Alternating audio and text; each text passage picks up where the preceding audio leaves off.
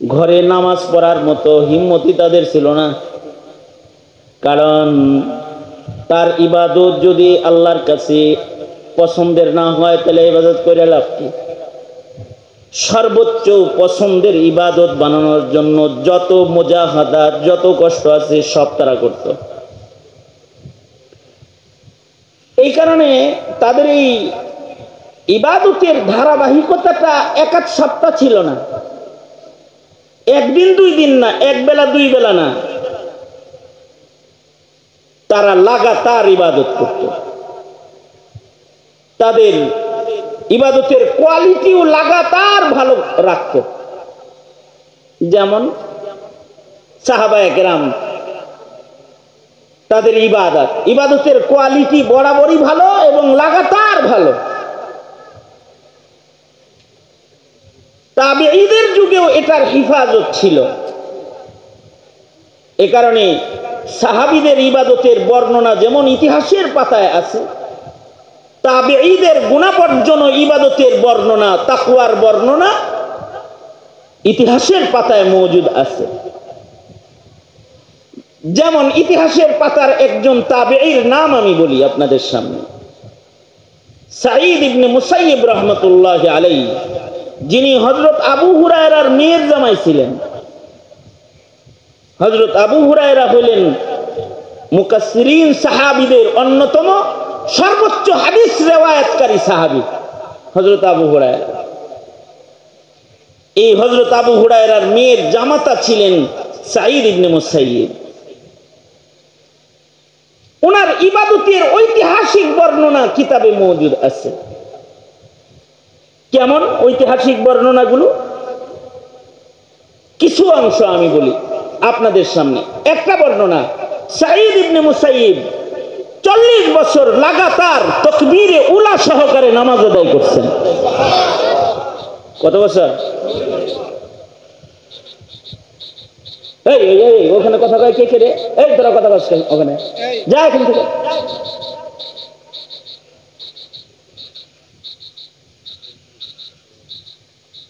এখন আবার তাকায় রইছো, তুমি বসো ওখানে।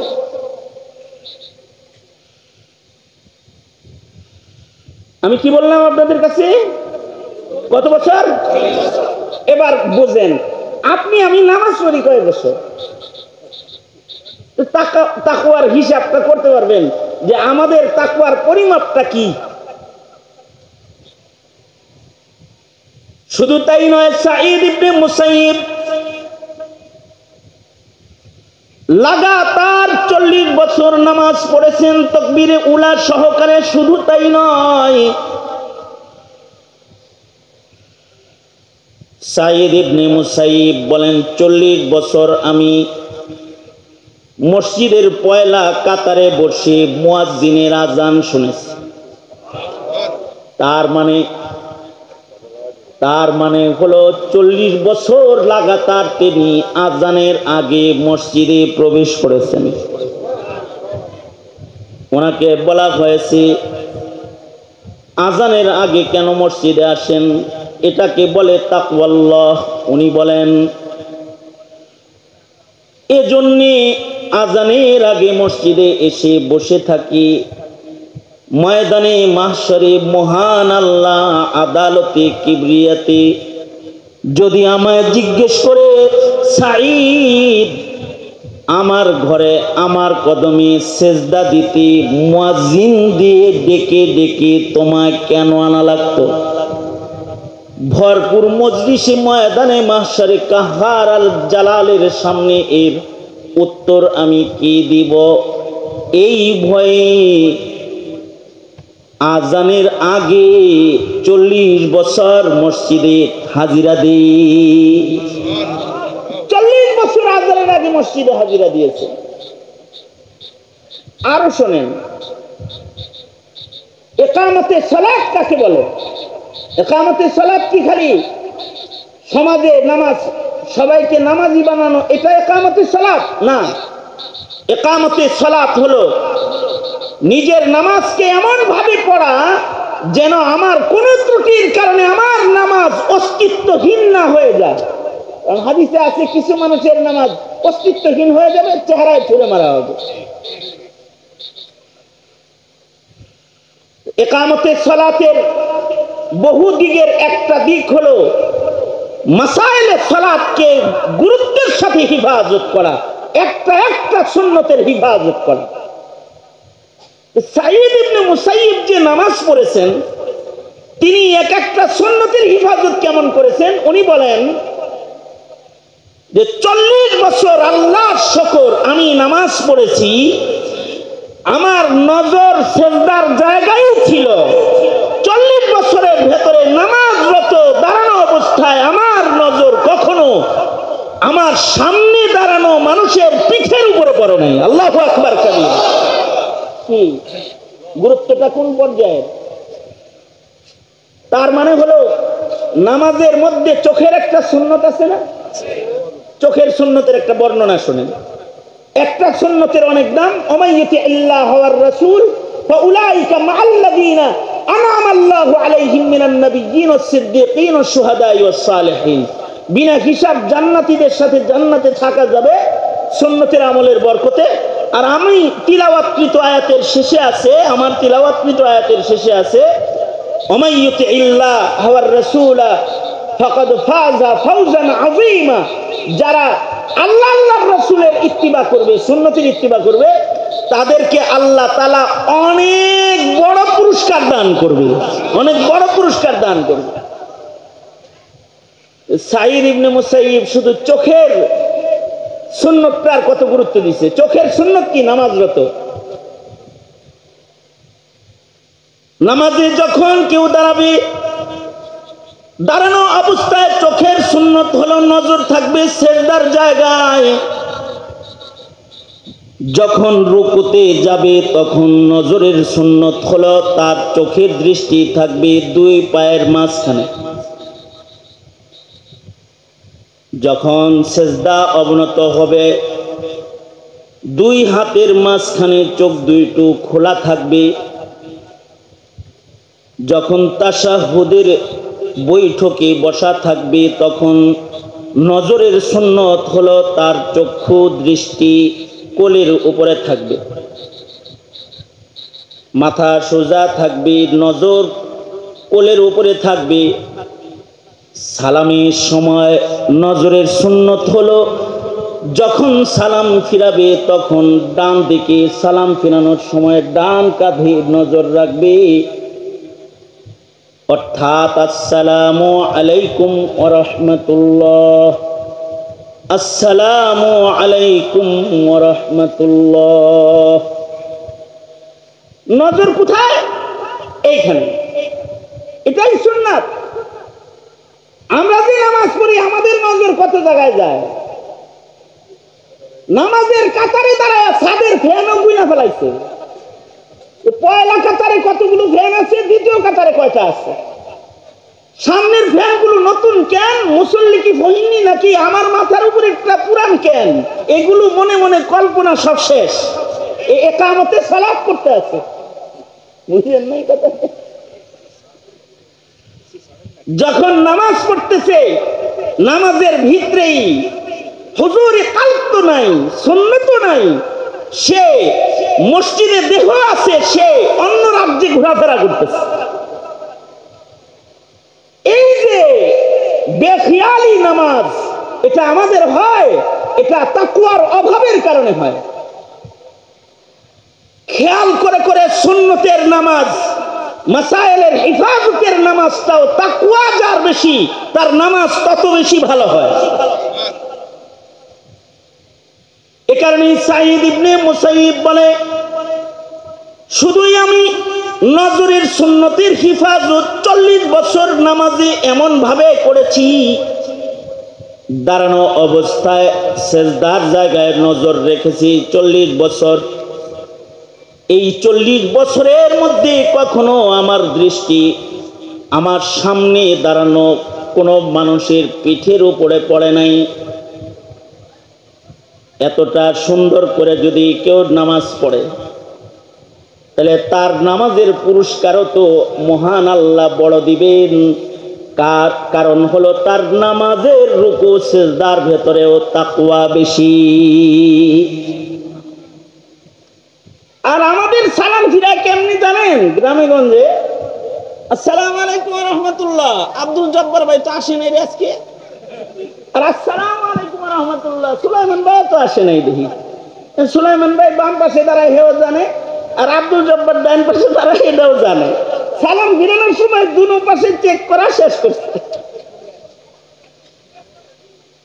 এই যে নামাজের এই হালত হইল, এইটাও তো তাকওয়ার অভাবের কারণে হইল।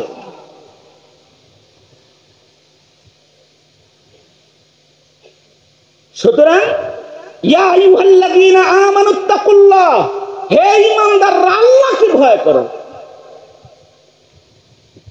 আল্লাহর ভয় যদি কারোর ভিতরে আসে, তার গর্দান উঁচা হয় না, নিচা হয়ে যায়। এখন তো আমাদের গর্দান উঁচু, আমাদের গর্দান নিচু না, কারণ ক্ষুধা ভীতির অভাব যে এই কারণে।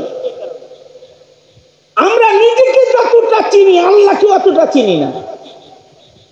আমরা সবাই নিজেকে যতটুকু চিনি আহকামুল হাকিমিনের ক্ষমতা ও কুদরতকে অতটা চিনি না।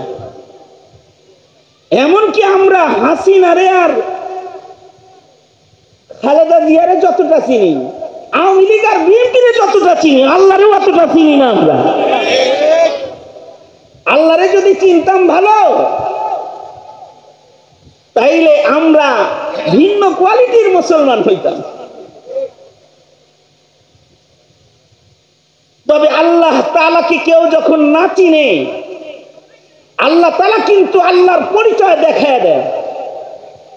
যেমন এক সময় আল্লাহ বিল্লাহ সব ভুইরা, মোল্লা মুন্সি সব ধইরা, জেলখানা ভইরা আর অত্যাচার কইরা আওয়ামী লীগ যেন খোদা ভুইলা গেছিল, এরকম অবস্থান যখন হয়েছে, ঘাটটা ধরে হেলিকপ্টারে পাঠায় দাদার দেশে পাঠায় দিয়েছে। আল্লাহরে চিনে নাই। এই সামনেও যারা ক্ষমতায় আসতেছে তাদেরকে বলবো, আল্লাহ চিনো, আল্লাহ চিনো, ধর্ম মানো, নবীজির রেখে যাওয়া আমানতকে কদরদানি করা শিখো। কারণ মনে মনে ভাবতেছে যে তোমরা ছাড়া আর কেউ ক্ষমতায় নাই, কিন্তু হাসিনার এত স্বপ্নের ক্ষমতা ভাঙ্গা দিতে যেই রবের 40 মিনিটও লাগে নাই, 40 মিনিট আগে সে নিজেও জানে না যে আমার জানগা লাগতেছে। তোমাদের যে কোনো জায়গায় চলে যেতে হবে, ওই পরিবেশ কায়েম করতে তার বেশি সময় লাগবে না। তবে তার গোলাম হয়ে যাও, তার গোলাম হয়ে যাও, দুনিয়া ও আখিরাতের রাজত্ব দখল করে নাও। খোদা ভীতির দরকার। সুলাইমান আলাইহিস সালাতু ওয়াস সালাম, এখনকার পার্টি নেতারা আছেন, কেউ রাগ করেন না, আপনারা আমার ভাই, এমনি কই আর কি। এখনকার কিছু পার্টি নেতা আছে না, যারা কোন রকম নেতা মেতা হয়েছে, এখন নেতার জ্বালায় তো হাঁটা যায় না রাস্তা দিয়ে, ঠিক না? নেতার ভাব হইলে এরকম, আল্লাহরে ডরান লাগবো না, আমারে ডরা, এরকম ভাব তার ভিতরে আছে।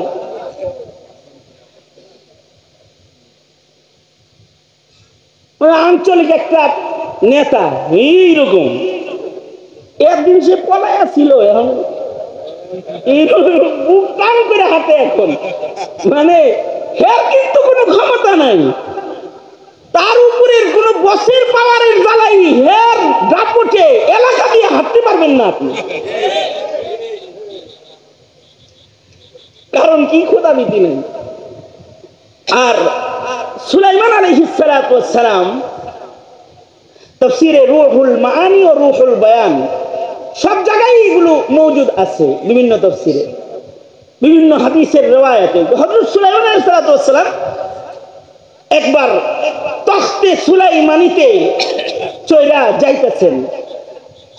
সুলাইমান আলাইহিস সালাতু ওয়াস সালামের তখতে সুলাইমানি কত বড় ছিল, আর সুলাইমান আলাইহিস সালাতু ওয়াস সালামের রাজত্ব কত বড় ছিল, এই বিষয়ে আলোচনা করতে গেলে এইটা নিয়ে ঘুটুর ঘুটুর করতে হবে অনেক টাইম।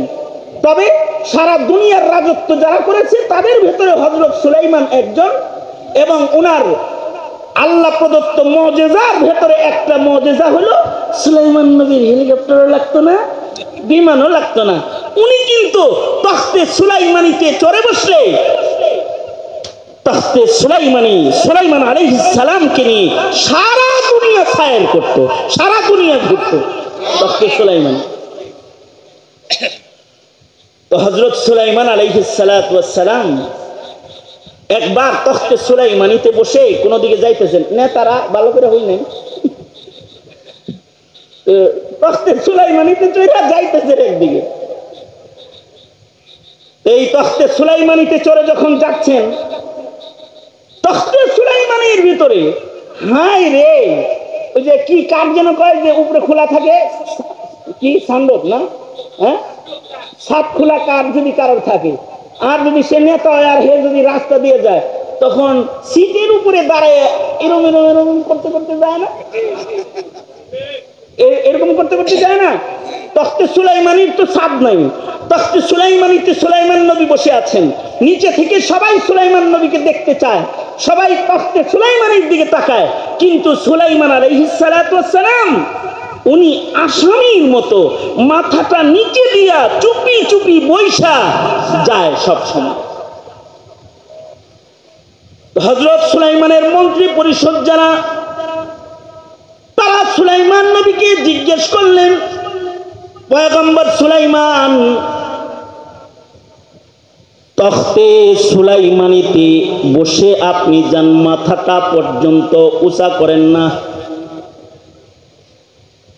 আর হেমিয়ার নেতা দেখে মোটর সাইকেলে বসে তাই তার ধাক্কার চোটে কেউ রাস্তায় থাকতে পারে না। আর তখতে সুলাইমানিতে সুলাইমান আলাইহিস সালাতু ওয়াস সালাম বসেছেন, মাথা নিচের দিকে দিয়ে বসে আছেন। মন্ত্রী পরিষদ বলে, সুলাইমান মাথা নিচের দিকে দিয়ে কেন বসে আছেন, মাথা কেন উঁচা করেন না, এভাবে জড়সড় হয়ে বসেছেন কেন? হযরত সুলাইমান বলে, সারা দুনিয়ার বাদশাহী মহান আল্লাহ আমাকে দান করেছে, কিন্তু আমাকে এই বিনয় আর নম্রতা একটা পিপিলিকায় শিক্ষা দিয়েছে। আমার এই বিনয় আমি শিক্ষা গ্রহণ করেছি একটা পিপিলিকার কাছ থেকে। আল্লামানি নামলাতুন, একটা পিঁপড়ায় আমাকে মাথা নত করা শিখাইছে। কেমনি? ওই যে পিপিলিকার সাথে আমি কথা বলতেছিলাম, সুলাইমান নবী পিঁপড়ার সাথে কথা বলতেন, পিপিলিকার কথা বুঝতেন, এমনকি মন্তকাত তায়ের পশু পাখির ভাষা আল্লাহ পয়গম্বর সুলাইমানকে শিক্ষা দিয়েছিলেন।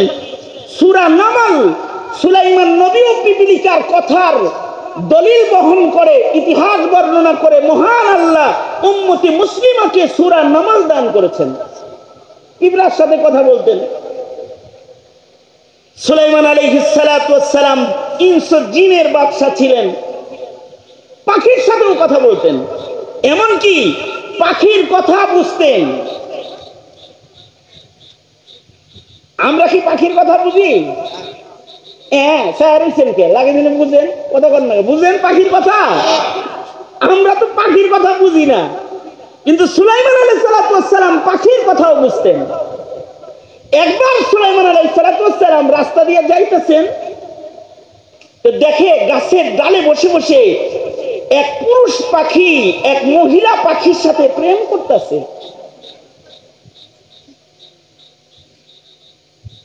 পুরুষ পাখিটা মহিলা পাখিরে কয় কি জানেন? এই আমার মতো প্রেমিক পাবি না, এগুলো বলতেছে।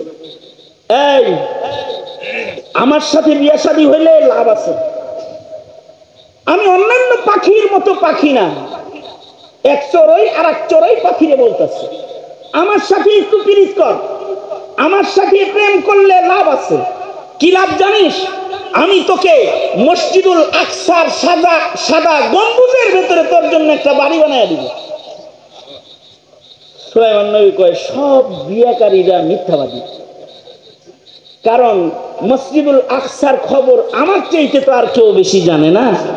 বারবার আমি মসজিদুল আকসা নির্মাণ করেছি, আর ও বউয়ের লোভ দেখাইতেছে যে ওই মিনারার সাদা জায়গায় তোকে একটা বাসা বানায় দিব, ওইখানে দুইজন থাকবো, আমার সাথে ওই জায়গায় সম্পর্ক আছে, করার মতো লাইনঘাট আছে, এগুলো বলতেছে। সুলাইমান নবী বলে যে কিরকম মিথ্যাবাদী, কুল্লু নাকিহিন কাযযাব। সুলাইমান নবী বলে সব বিয়াকারী যারা এগুলো সব মিথ্যাবাদী, কারণ বিয়ার আগে খালি বিভিন্ন ধরনের প্রলোভন কথাবার্তা উল্টাপাল্টা কয়, আর বিয়ের পরে এই মিষ্টি কথা থাকে না, এই কথাগুলো টক হয়ে যায়, মানুষের মুখের কথা টক হয়ে যাক, তিতা হয়ে যাক, ধারালো হয়ে যাক, এটা আল্লাহ পাক চান না। এ কারণে আল্লাহ পাক বলেন অকুলু কাউলান সাদীদা। আমি যে আয়াত পড়েছি এটা কিন্তু বিবাহের খুতবার ভেতরে এই আয়াত পড়া হয়, বিয়ের খুতবার ভিতরে যে 3 আয়াত পড়া হয় তার ভিতরে এটা এক আয়াত। তার মানে হলো ইয়া আইয়ুহাল্লাযীনা আমানুত্তাকুল্লাহ ওয়া কুলু কাওলান সাদীদা। আল্লাহ বলেন হে ঈমানদারেরা তোমরা আল্লাহকে ভয় করো, ওয়া কুলু কাওলান সাদীদা, তোমরা মিষ্টি মিষ্টি কথা বলো, সুন্দর সুন্দর কথা বলো, দুষ্ট কথা বলবা না, নষ্ট কথা বলবা না, ভালো কথা বলবা, পাক কথা বলবা, সুন্দর সুন্দর কথা বলবা। বিয়ে শাদী যেহেতু কথার মাধ্যমেই বিয়ে হয়, এ কারণে সুন্দর সত্য কথা বিবাহের মজলিসে যেন উচ্চারিত হয়। 2টা কবুল শব্দ কথার মাধ্যমে দূরের 2টা মানুষ কাছের হইয়া যায়। এই মুখের কথাগুলো যেন নষ্ট কথা না হয়, এই কথাগুলো যেন প্রলোভনের কথা না হয়, আর বিয়ের পরে যেন আবার বাসা পাল্টায় না যায়। বিয়ের আগে কইছে রসের রসের, এবার কয় কষের কষের। বিয়ে কইরা আইন না, এবার কয় জানি না তোর বাড়ি কি আছে, এত ফুটানি করস কে, আমার বাড়িতে থাকবি, 3 বেলা খাবি, সোজা চলবি। আর এর আগে বলছে বিয়ে সাহেব আমার ছেলের কাছে মেয়েটা দেন, রাজরানী বানায় রাখুন। আর বাড়িতে আয়না কয় বুড়া বয়সে তোমার আলমা শিতা ইয়া আইয়ুহান নামলা, এই পিঁপড়া তোর যা মনে চায় তা আমার কাছে চা, কারণ আনাল মালিক, আমি হলাম বাদশাহ, সারা দুনিয়ার বাদশাহী আল্লাহ আমাকে দিছে, তোর যা চাইতে মনে চায় আমার কাছে চা, ও ঠিক আমি তোকে দেব, তোরে খুশি করে দেবো, আমি তোর উপরে খুশি হয়ে গেছি, চা একটা গেছে। তো হযরত সুলাইমান বলে আমি যখন পিঁপড়ারে বলছি আমি বাদশাহ, তুই আমার কাছে কিছু চা, যা চাবি আমি তা তোরে দিব, পিপিলিকায় আমার গর্দানকে নিচু করে দিল। আমি যে আনাল মালিক বলেছিলাম, আমি নেতা, আমি বাদশাহ এটা বলেছিলাম, আমার গর্দানকে নিচু করে দিল। পিপিলিকা আমাকে বলল ইয়া আইয়ুহাল মালিক, ও হে বাদশাহ নামদার, জিদ ফি হায়াতি, আল্লাহ আমার যে হায়াত টুক দিছে, এই হায়াত যখন হায়াত চাইছে তখন তো আমি নাই। কারণ বুঝা থাকলে জোর করে বলেন হায়াতের মালিক একমাত্র কে, জোরে আওয়াজ করে বলেন।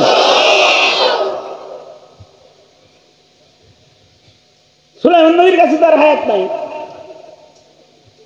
এই কারণে সুলাইমান আলাইহিস সালাতু ওয়াস সালাম ইন্তেকালের পূর্বে হায়াত চেয়েছিলেন, আল্লাহ ওনাকেও হায়াত দেয় নাই, লাঠি ভর দিয়ে দাঁড়ানো অবস্থায় রূহ লয়ে গেছে, কোরআনে বর্ণনা মওজুদ আছে। তার মানে হায়াতের মালিক কে, জোরে বলুন। সুতরাং আমেরিকার সাথে সম্পর্ক থাকলে বাঁচনু, ইন্ডিয়ার সাথে সম্পর্ক থাকলে বাঁচনু, চায়নার সাথে সম্পর্ক থাকলে বাঁচনু। আমাদের বাচ্চা মরা কার হাতে, জোরে আওয়াজ করে বলেন। আমাদের জীবন, আমাদের মরণ সবকিছু মহান। ইমানদারেরা ইন্ডিয়াকে ভয় পায় না, কারণ তাদের আয়তন বড় হতে পারে, অস্ত্রের শক্তি বেশি হতে পারে, ওদের জন্য আল্লাহ নাই, লানাল মাওলা ওয়ালা মাওলা লাহুম, আমাদের জন্য আছেন কে, জোরে আওয়াজ করে বলেন। হায়াতের মালিক তুই আল্লাহ। বাদশার কাছে হায়াত নাই। সুলাইমান নবী বললেন, এইটা ছাড়া অন্য কিছু চাওয়া যায় না, এটা তো কোনো মানুষ দিতে পারে না, আসলেই দিতে পারে না। কোন বড়ি খেয়ে হায়াত বানান যায় না, হায়াত বড়ি নাই। ইদানিং কালে কোন ঔষধ যদি মার্কেটে আসে, এইটার ম্যানেজমেন্টে এবং প্রচারণায় যে পরিমাণ, ওগুলোর কি তারা জানে না। কিন্তু সুলাইমান নবী যেহেতু আল্লামানি মানতিকাত তাইর, হযরত সুলাইমান বলেন, আল্লাহ আমাকে পাখির ভাষা শিক্ষা দিয়েছেন। উনি পাখির ভাষা শুনতেছেন, যে পাখি পাখিরে বলে আই লাভ ইউ, আমি তোমাকে ভালোবাসি। আর আমি স্বামী হিসাবে একজন মানে খুব ভালো কোয়ালিটির একটা স্বামী, সুতরাং আমাকে বিয়ে করলে তোমাকে কিন্তু মসজিদুল আকসার মিনারায় আমি বাড়ি বানায় দিব। যাই হোক, এটা কথা না, ফাঁক দিয়ে আয়াতের ভেতরে একটু ঢুকেছিলাম, আবার বেরিয়ে গেলাম। সেটা হলো সুলাইমান আলাইহিস সালাম পশু পাখির ভাষাও বুঝতেন এবং পিপীলিকার ভাষাও বুঝতেন, পিঁপড়ার সাথে কথা বলতেন। তো হযরত সুলাইমান